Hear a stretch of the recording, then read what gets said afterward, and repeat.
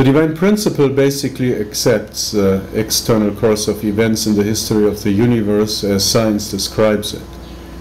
However, while science puts a question mark at the beginning of the universe and its cause, an infinitesimally small question mark, but a question mark nevertheless, divine principle replaces that question mark by God and His intention.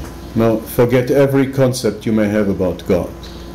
The all-powerful God who rules from on high, the vengeful God, the angry God, the jealous God, the capricious loving Father who loves, rewards, punishes and condemns to hell forever. Forget all that. I will talk more about God in another movie, but right now, in essence, God is a limitlessly, unconditionally loving being, and His intention in creating the universe was to create a love partner.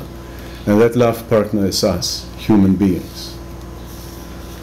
One account of creation states that the Creator formed the first human being from dust and then breathed into him the breath of life.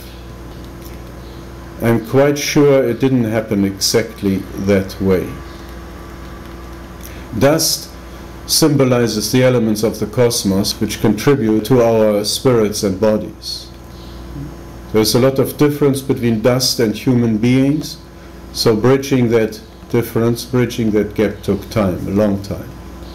So just as the development of the universe took billions of years, so did the human race develop over hundreds of thousands of years. So there were human ancestors, humanoid beings, proto-humans if you wish, and they evolved over a long time.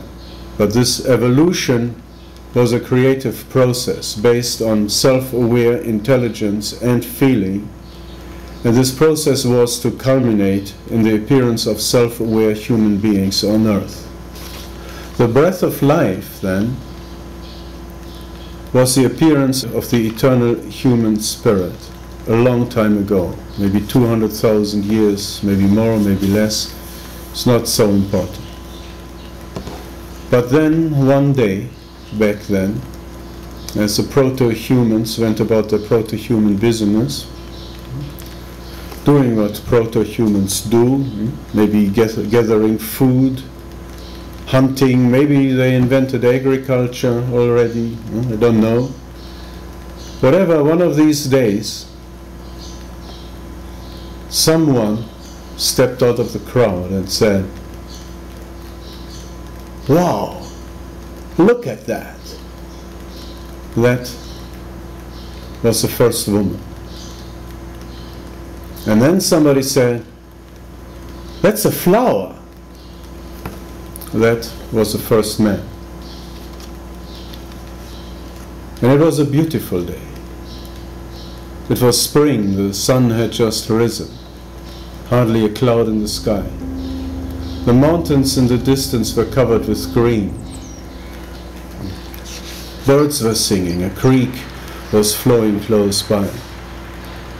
And the air was filled with electricity. Because of the creek, running water does that to it. And the Creator, having guided the creative process until this moment, stood and watched.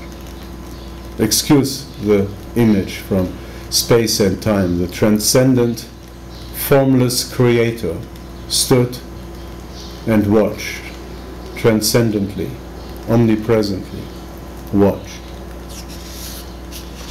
And He said, "Cool," or "so cool," or maybe more biblical, "very cool," something like that.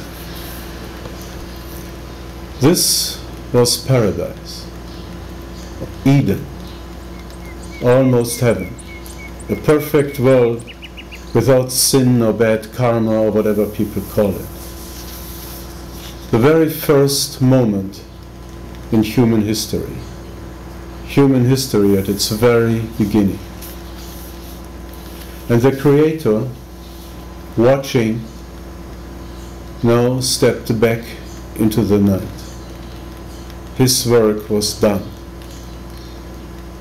But the work of creation was not over, because now the first human beings embarked on the endeavor to contribute their own part to the completion of the cosmos. And whatever happened later, right now, the human race was off to a very good start.